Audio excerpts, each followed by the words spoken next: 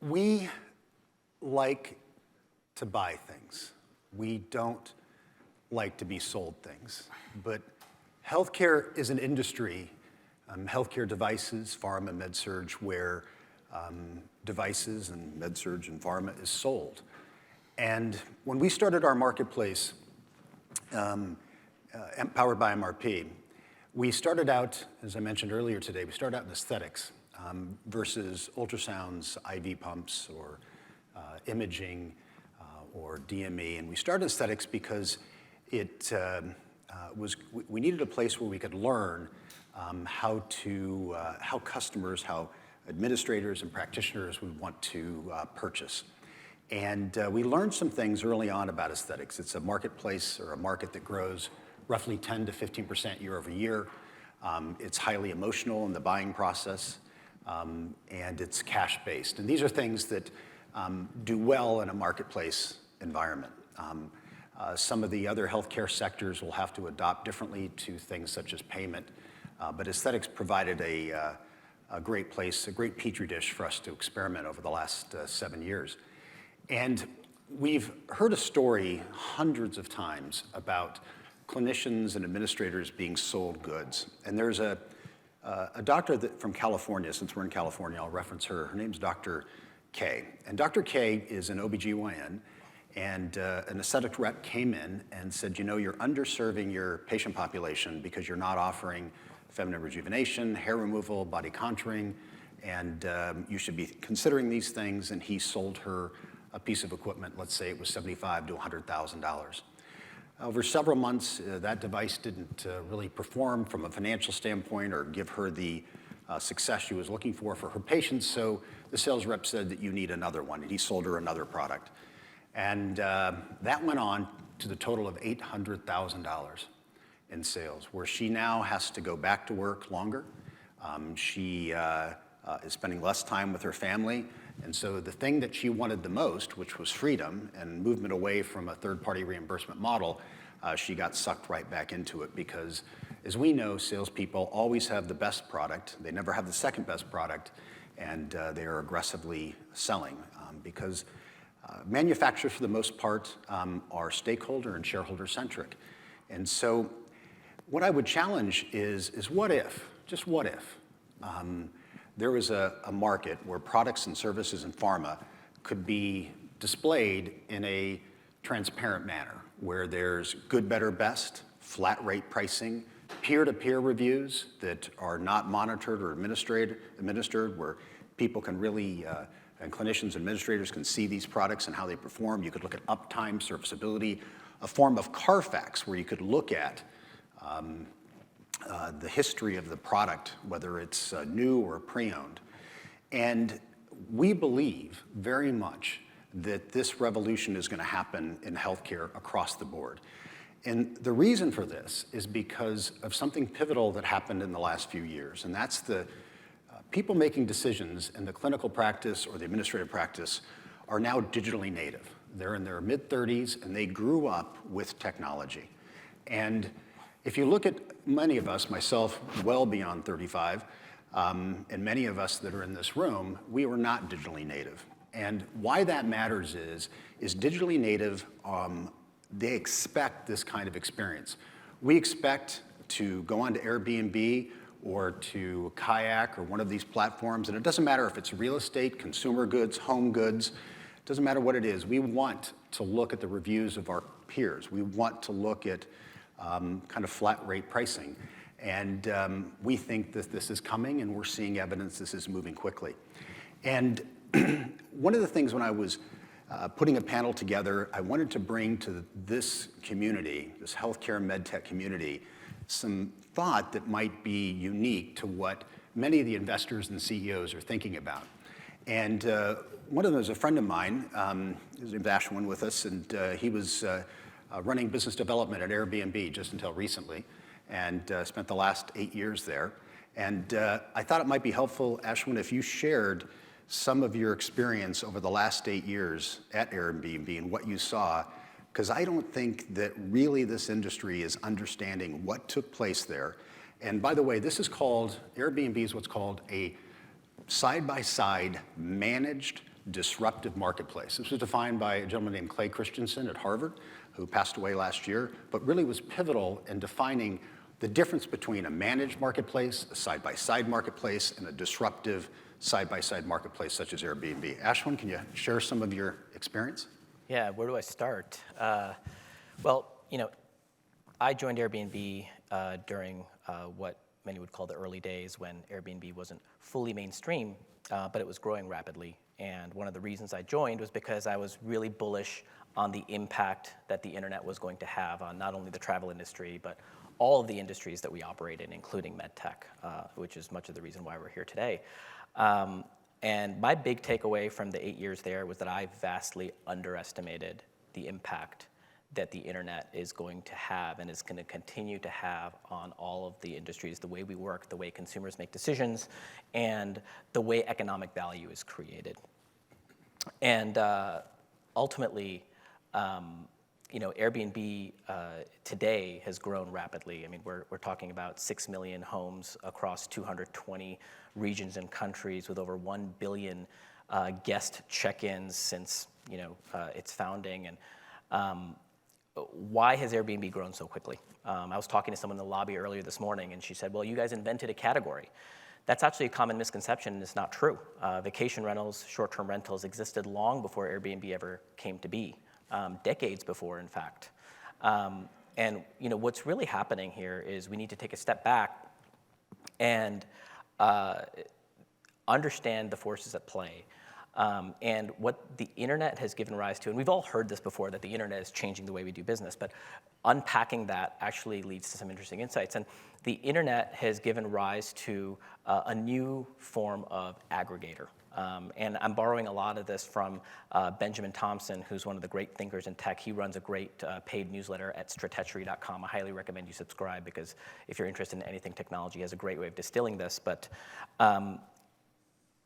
prior to Airbnb, the number one factor in determining where you're going to stay in an accommodation was trust. Trust mattered more than anything else, and hotels had it, and homes, a random home in a random city did not. And that's why short-term rentals, vacation rentals were a very niche asset class. And what Airbnb did over the years is they dedicated the vast majority of their resources not to selling travelers on traveling on Airbnb, not to marketing at potential hosts and getting them to list their homes, but on product-centric development and building a platform that digitizes trust. Now, what does that mean? How do you digitize trust? Number of ways that manifests itself. But number one, maniacal focus on design. 2 out of the 3 founders were designers at heart, trained designers, and focusing on creating a world-class customer experience that gains the trust of consumers.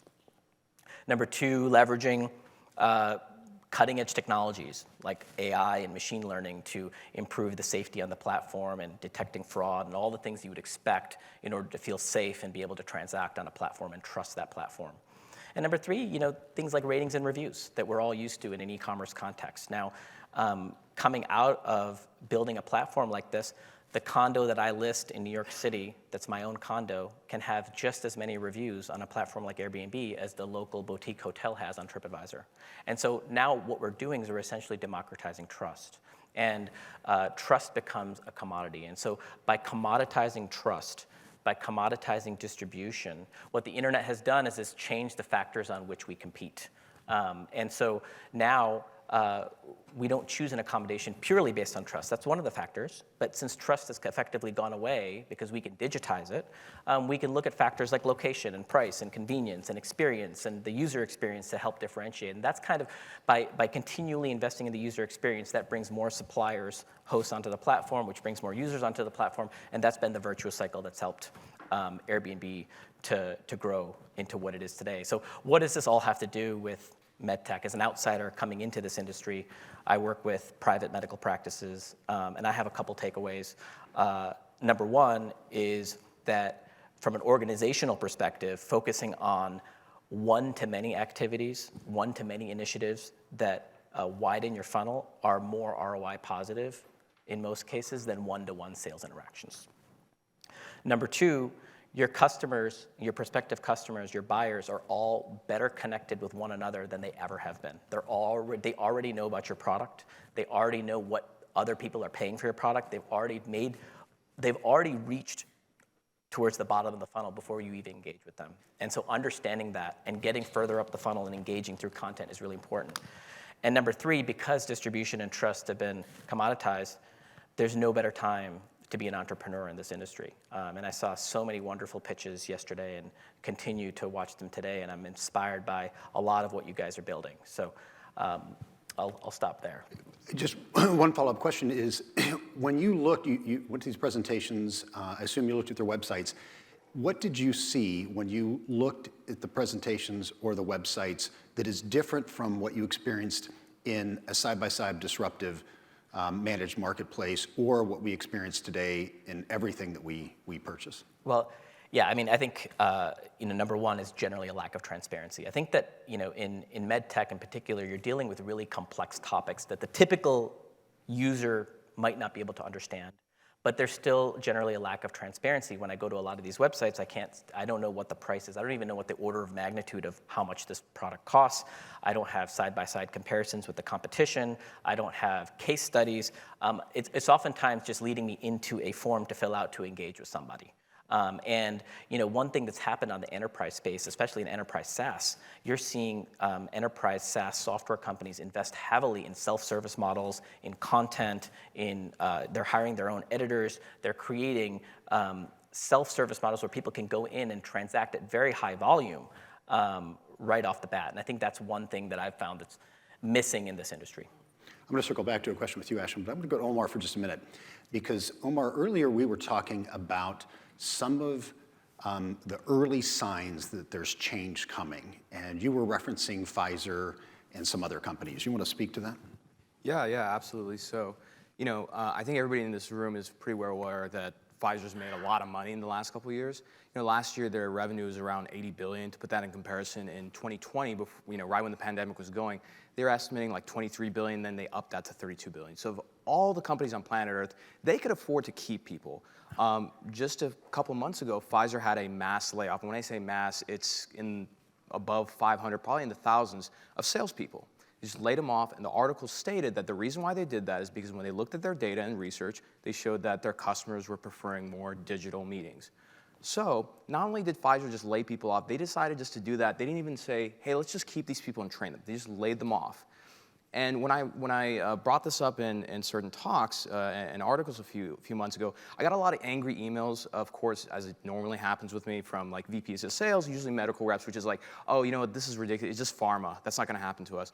Amgen did the same thing. They laid off 500 people for the same reasons.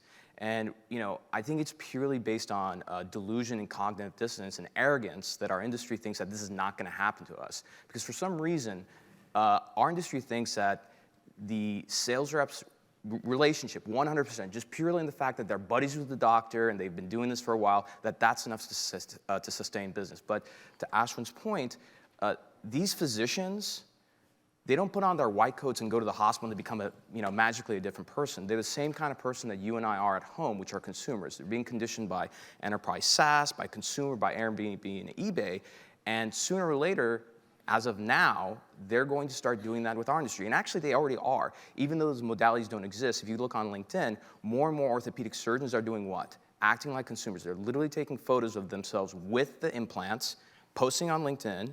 You'll see anywhere from 10 to 30 to 50 comments of surgeons having discussions. There's not a single rep to be seen anywhere. So it's already happening. I make a statement that I'm sure will get some pushback in this room, but I believe in 5 years or less, there won't be any more field sales reps as we know them. So what's going to make up the difference, or how will we get products to market? But what are your thoughts on that? Do you think that's a possibility, Omar? This is one area I'm going to disagree with. So you're saying that in 5 years that sales reps are going to go away. They're going to be disappeared. I think they'll become irrelevant, and there won't be a purpose. And if you think about the 25% plus and minus that after R&D is done, FDA is done, product manufacturing is done, development's done, the single largest component of the product cost is sales and marketing. And if you can deliver transparent information the sales rep serves virtually no benefit. And so what would be the purpose if you can't take that 25+% and give it back to the community of healthcare, give it back in lower pricing, creating greater access, increasing quality? There's so many things that can impact, but you feel differently. Yeah, and for a couple reasons, but I think we do have some common ground, but let me tell you where I disagree. Where I disagree is that I would say for everyone, there's a lot of good sales reps out there who serve as trusted advisors to the physician because they see thousands more of a specific case with a technology than the physician will ever see. And surgeons, I'll be specific, do rely on salespeople for that kind of guidance. However, for every one good medical sales rep who's that kind of person, I would say there's about 50 worthless ones. They literally process orders, they show up to the hospital, they get in the way, they provide no value to the OR, and personally, I don't know what the hell they're doing in there, right?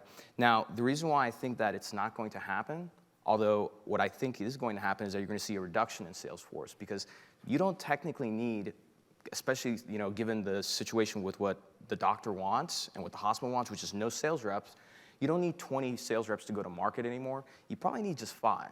The other reason why is that, and again, I'm going to get, I can't help but say it this way, this industry's been extremely arrogant and lazy about these things. These things none of this is new. This has been going on since, I'd say, 2013. And McKinsey, and this is, I have to compliment you and your team. You did fantastic work in providing some research on this. You guys shared a statistic with me that I thought was interesting. McKinsey did a study, and 4 or 5 years ago, they asked all these med device companies, about 100 of them, what percentage of your budget is being spent on digital marketing? So 5 years ago, I'm not really good at math, but that's what, like 2016, 2017? Not that long ago. It was 20%, like actually less than 20% was on digital marketing. What was it in 2021? 50%. So my question is, where the hell is this other 50% going? It's probably going to just absolutely worthless things like bus wraps and conferences and everything, which, by the way, I love conferences. But spending $10,000 on a bus wrap, yet saying, oh, how are we going to get an ROI from this digital campaign is just insane to me. Insane. And on top of it, let's say we get rid of the sales reps, just all of them. In 5 years, they're all gone. That would mean you have to have really damn good marketing, which to Ashwin's point, that means there has to be a full end-to-end transparent journey so that the customer, when a doctor wants to talk to a salesperson, they'll talk to them. In the meantime, they have to provide that information. There's one last thing I want to add is we would all agree that Johnson & Johnson has got a really impressive brand. They got a lot of money. You know what happened the other day? I was talking to somebody and they didn't believe how bad it was in this industry. Because this person's from SaaS. I was like, let's just assume, that of all the platforms, like LinkedIn, they advertise on there. He's like, yeah. It's like, let's go look at the ads, which by the way, you can do that on your desktop. So we go to Johnson & Johnson, we go to DePuy, spine division. They make a lot of money. We go to their ads. I find an ad. This, I think it was an implant for the hip or something. It was like their hallmark device, right? 30 years, this is a great thing. I'm like, let's say I'm a surgeon and I say, I really want to learn about this. Why don't we click Learn More? Click Learn More. It goes to the worst website landing page I've ever seen. I've seen teenagers put together a better website. But let's just say that they did such a good job, and as a surgeon, I'm like, hey, I don't care that these are like extremely low-res photos, and there's like really not a lot of information here. There's not case studies, nothing. It's just like, oh, look at how great this is. It didn't even look good. I clicked Contact More, and I said, hey, what do you think is going to happen when I click this? They're like, form fill is going to come up. You're going to put your information, and a sales development rep's going to come up, reach out to you. I'm like, let's hope so. I click it. It goes to a landing page with North American global offices. Here's the email. Here's the phone number. European officers. Here's the email. Here's the number. Great experience. Yeah. And that's Johnson & Johnson. So you can only imagine what the rest of the industry looks like. It's a lost opportunity. I think huge. I think that when you have a lead and a qualified lead and you know exactly what they're doing, what they're coming for, there's an opportunity to provide more content and a more interactive experience. And you could arguably even get to the holy grail where you're closing the sale right then and there. Because the price sensitivity for consumers purchasing online has reduced significantly since the pandemic. One of the arguments may be in the room is that, we're a bunch of innovators, we're a bunch of, very smart and sophisticated investors, and our websites won't operate that way. We're going to really be next gen.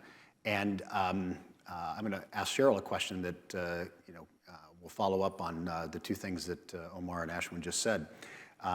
But the healthcare is continuing to operate in Web 1. We currently are in Web 3. We're quickly going to move to Web 4.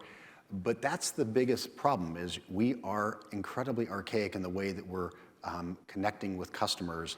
And now it's not moving in 10-year increments, it's moving in 10 to 12-month increments, the speed in which things go. So Cheryl, one thing we were talking about, and we put this on one of the topics, is Reddit. Why does Reddit matter, and why might it matter to this group of investors and CEOs and sales and marketing leaders? Why does Reddit matter today, and is healthcare about or currently having or about to have a reconciliation as the financial markets did last year when it comes to Reddit and platforms like Reddit? Yeah, I think a lot of us kind of dismiss Reddit a little bit. I don't know how many people in the room actually have been on it or engaged with it. A lot of us have been on Facebook and Instagram and some of the other social media countries. But 52 million users a day are using Reddit. 460 million per month. They're not just engaging in just social communication as liking somebody's picture. Most of the communication is all business, peer-to-peer communication, reviews, community conversation going on.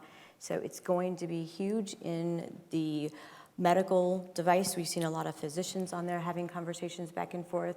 It's going to make a huge difference in the community and how we're engaging with one another and that peer-to-peer reviews and engagement. These conversations are not just about products.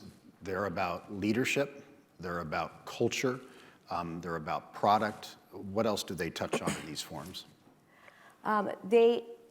It's really interesting because a lot of them, they talk about controversy. They talk about what's happening both in government and regulation and what's up and coming as far as technology and innovation. There's people engaging in investing conversations. So it's a wide range of conversations that are going on.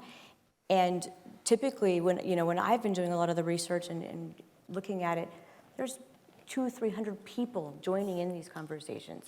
So it's just not one or two that you're seeing in some of these other social media platforms. There's thousands of people getting involved in communication. This is the center point of transparency in this space, is what Cheryl just described. And Dr. Koop, we've talked a lot about transparency and democracy in the purchasing process. And again, I want to remind people, we purchase in communities. Everything that we buy, and you may not think of it this way, but we buy based on safety and fear, often what the community shares with us. And I know this group doesn't think that way, but that's how we operate. So Dale, can you speak to transparency over the 35, 40 years of designing, patenting, engineering, manufacturing, and selling energy-based devices, and how transparency and democracy is going to change things going forward?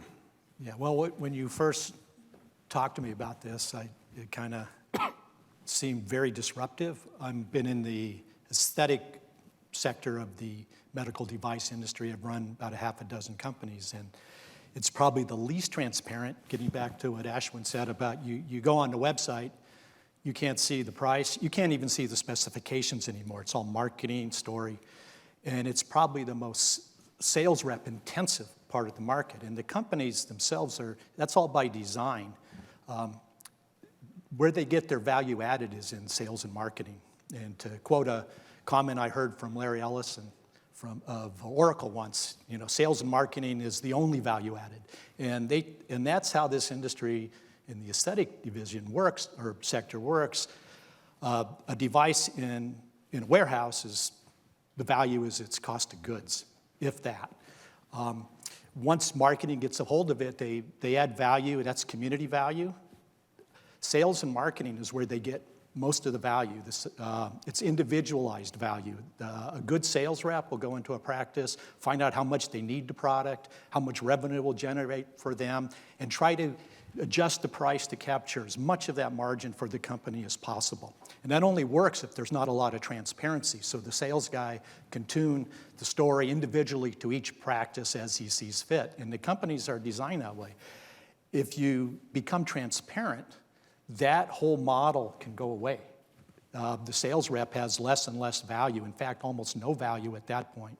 Marketing still has some value, but even less, because with the community-based transparent marketplace, most of that value now is going to be pushed back into development and R&D now to come up with good products, because as you do less and less value added in sales marketing, you have to do better products. And I think that's going to be the benefit for the consumer on this. And I think it's going to go that way because it's consumer driven. Yep. The way we purchase is we're looking for a lot of things in that purchasing process, but it's not to pay more. Right. And it's not to get less warranty or less experience. And healthcare is, again, I mentioned this earlier, has been, as long as I've been in the industry, and everyone I know has been focused on stakeholder centricity. And we're now moving to a customer-centric model, which is the administrator and physicians that the market serves. Coming back to Ashwin and Omar, I want to ask that probably this group and others that are going to watching this and may see it down the road will think, you know what, I'm going to go get on Reddit, I'm going to go build an e-commerce site, and I'm going to go spend some money on digital marketing. Why is that too late? Why won't that help? Because that's the natural reaction is we're going to go move to a more and more digital sales front. Why will that probably not function? I think for a couple reasons. So again, like it depends on what it is. So like as much as I'd love to see that, where a hospital can go and purchase a $1 million robot off of e-com, that would be great actually. I think part of the reason is that there's so many obstacles that have to be overcome first. Before actually even doing digital marketing, you have to come to the conclusion that like part of digital marketing is like, so content, there's a cost, there's an investment in creating content. There's some great companies that do, in our space that do content well. Actually, there's not a lot of them, there's maybe a handful. But content isn't just taking a few photos and just putting this sort of half effort into like a brochure, and that's not content. And there's a reason why, like HubSpot's a $1 billion company. They acquired The Hustles of my friend Sam Parr's company, which is a blog. Why? Because there's value in content, and something that Ashwin, I want you kind of to dive deeper in, because I think you understand this or know this better than me. But you can't game the system anymore. So all these med device companies who think they're smart, they're like, oh, we bought out our competitors' SEO and keywords and everything. That doesn't work. Google's way smarter than you. They're realizing that people game the system, so they're putting more emphasis on authority, on quality of content, these kind of things. So like the 3-4 blogs you put out every quarter is not enough. No question. And the key word there that, Ashwin, maybe you can comment on is conversion. Conversion used to be thought of creating content and converting on a transactional platform. But conversion means much more to Google and search engines today. What would you comment on that? Yeah, well, I mean, we're seeing, just taking a step back for a second, we're seeing a broader trend where, in the olden days, the newspapers used to control the distribution, and that's where we got all our information, and so they integrated backwards, and they hired the writers, and they managed who the writers were, and so on and so forth, but Google has disrupted that on its head. So rather than publishers aggregating articles and you going to the publisher and then finding articles in the publisher, Google has disaggregated that whole model, and now every web page is essentially created equal, right? And so the net of this is that quality matters, and we're finding that leading brands, both on the consumer and the enterprise side, are hiring their own content production studios. They don't need necessarily a PR firm to launch a product.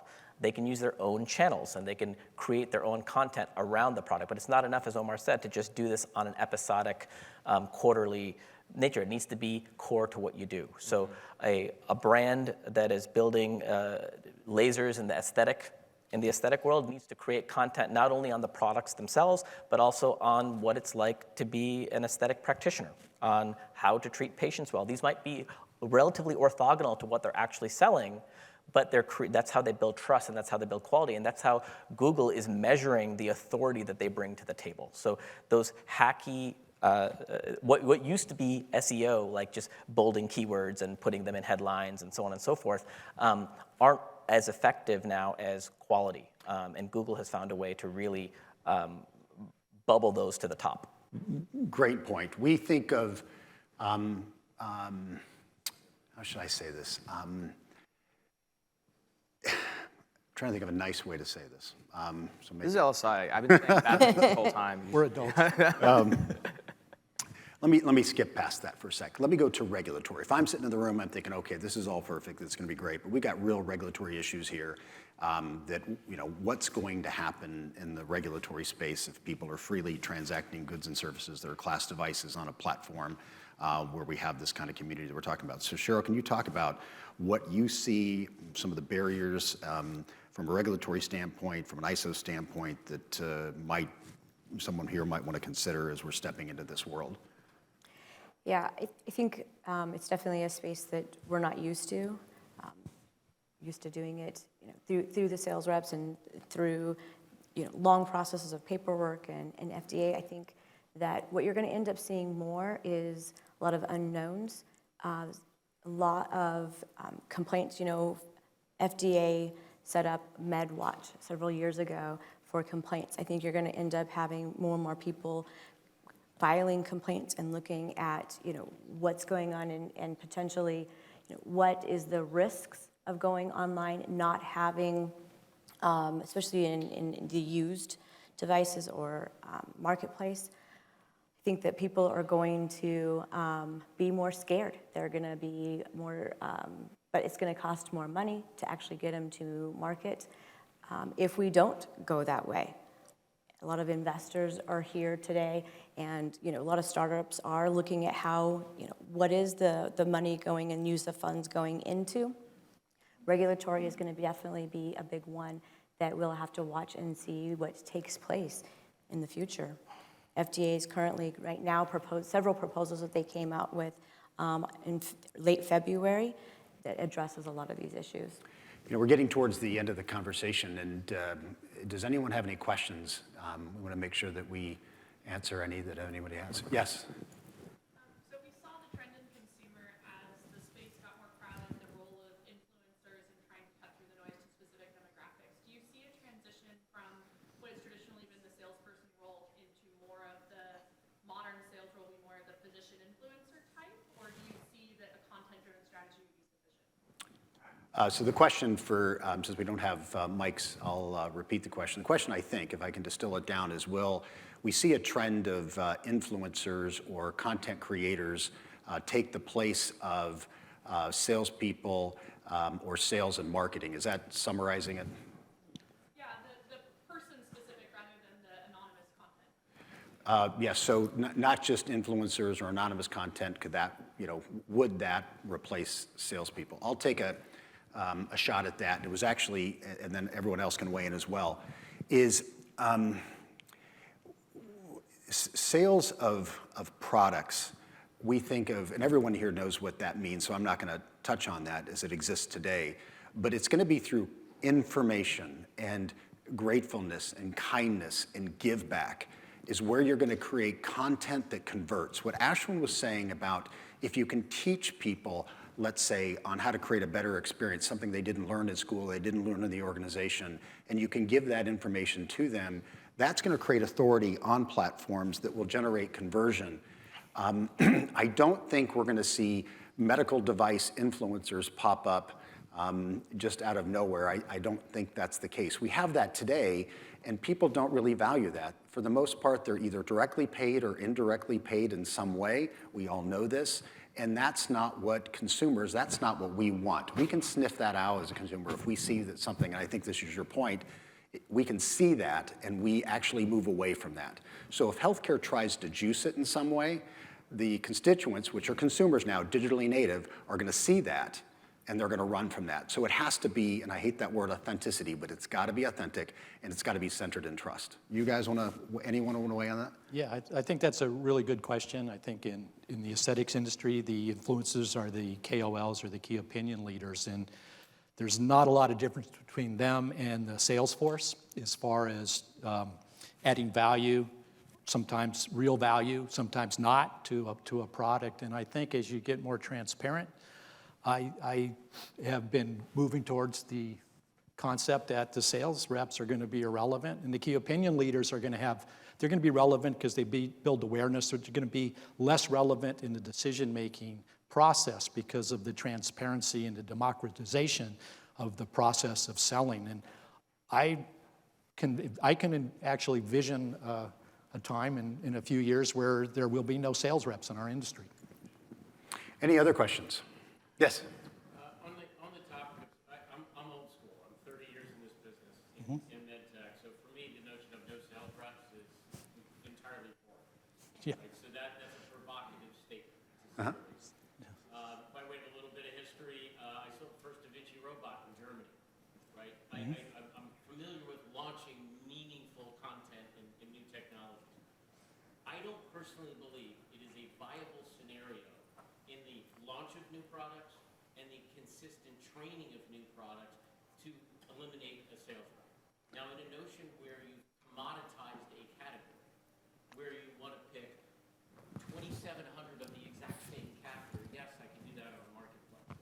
But when that catheter is different in use for Mary Jones on the table versus Mike Smith on the table 10 minutes later, I don't believe you can get rid of the sales rep.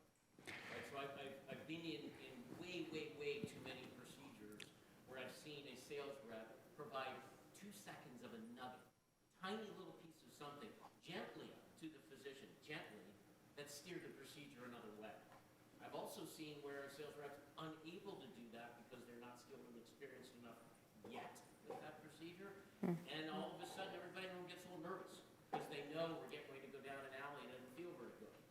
Right? So I guess I would challenge against the notion that you can get rid of a sales rep in a procedure-oriented, operating room, cath lab-based type of an environment, because the value that gets added there is absolutely tremendous.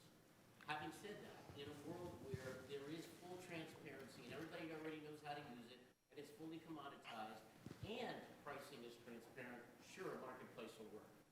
But I'm going to argue that you can't get rid of the first part, and you also can't get rid of pricing lack of transparency, because in the worlds I've lived in for 30 years, the transparency is not there in pricing. I'm going to try to summarize that. I'm going to start with we don't agree. I think that's the first thing is we don't agree. And the premise is that sales reps and sales leadership provides tremendous value side by side with clinicians in delivering exceptional clinical outcome. And so based on that, this won't work. First off, I want to congratulate you on Intuitive and Da Vinci and what a remarkable story. And we hear a lot of remarkable stories here, but remarkable. And I think everyone would like to emulate the success that you've had in the lives that you guys have touched. And so very remarkable. The second thing is you're wrong. And you're wrong because... Well, I want to hear. Okay, so, and you're wrong because what's happening is we have AI coming, and we're here at this meeting, and we're seeing this. Ford just launched. You think about entering the marketplace automotive market now, after eBay sold 5 million cars, and it created an industry with AutoBuyTel that we exist today. Why did Ford enter the space? Because prior to the pandemic, they sold 8% of their cars online. Today, they sell over 30% online in a relatively short period of time. We are seeing the movement to the communication of this information much faster than we ever have. So will reps be minimized?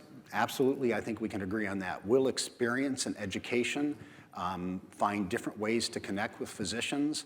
But I can sit here and cite 100 industries where if I was sitting up here and said to real estate, and I would have this argument, but they adopted and changed. If I said automotives, it would change.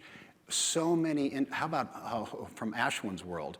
If you would have said 10 years ago in a meeting like this, and remember, healthcare operates 10 to 15 years slower than pretty much anything else, that you were going to see what's called a non-producer and a non-consumer, somebody that has a couch and somebody that wants a couch come together and find a way to transact and have commerce, people would have laughed at you in the room. It wouldn't have happened. So I don't necessarily completely disagree. I think that there's going to be a place, but I think we're going to see radical changes. And in 2 or 3 years, we're going to be in this room, and we're going to see presentations on bolt-on technologies to this marketplace that radically reduce the impact of a rep in a clinical environment. Yep. I guess I fundamentally disagree. That's good. In anything I've seen, and for full transparency, I'm the founder of a company called Avail Med Systems. We're bringing expertise into the operating room. We're trying to enable reps to do more of what they are so damn good at doing. Right? So I don't actually think there's a minimization of what happens to what the rep does. And I'm actually going to argue that artificial intelligence, clinically driven artificial intelligence, makes the rep better at their job rather than replacing the rep in their job. So I guess we fundamentally disagree. I'd love a debate, just you and I I'll tell you what, I'll agree that there's a hybrid coming. How about that? So can I comment? Which is what you're doing. I think, yes, Omar, please. Yeah, so regarding, you said the right word, which is hybrid. And I agree with Daniel, and again, I have to pay respects because I refer to him as an OG, an original gangster in our industry. So when Danny has a comment about something, like, I take a second to think about how I'm going to comment back on it. I agree that in certain things where you see commoditization happen, sorry everybody, but like a screw is a screw, like in spine surgery, they're all the same. Marketplaces are going to have an effect on that. I think that's where it's going to be important. Where it's going to be vital that you have these reps is that when you have new technologies, for example, robotics or new handheld devices, right? Surgeons want reps in there, and he's absolutely right. And again, I'm somebody who I'd gone to medical school. I've spent a lot of time with surgeons. People get really nervous if there's a new technology in the room and the person who's responsible for that technology from the company is not there, right? And in this industry, at least, again, for the people who have been doing this for a while, you appreciate this. We always say that we have the saying is that, the real selling happens after the sale, meaning that that's when the real support happens. And I think that's where the great companies in this industry do well, is that how do you train the physicians afterwards? How do you provide the best support? Because, changing the status quo in this industry to change a clinical workflow from 10 steps to 6 steps even is really, really difficult. And I see that's where you see the value of reps. The last thing I'll comment on is that you mentioned hybrid. What I've been trying to collect as much data as I can over the last 7, 8 years on is that the rep is going to evolve. I think they will disappear, but they're going to be evolving into what? Somebody who's 60, 70% sales, the other 30 to 40% is really marketing, which is how do they engage so those orthopedic surgeons, and there's more of them, spending time on LinkedIn and Twitter, posting and engaging clinically, how do you enable that person to go have clinically relevant conversations with that physician? And then how do you have those same people who, let's say, are in the OR, and a surgeon does a really good case? Surgeons don't have time to share that information all the time, but it helps when someone's there to provide that support to say, hey, you know what, let's do like a recap of this and post it on your LinkedIn or your Twitter. That's where I see the sales rep going, and I see them providing more valuable support than just being an order processor. We are out of time. Thank you, everybody. Appreciate the questions, and I know a few others had questions. We'll be out and back and answer those as best we can. Thank you.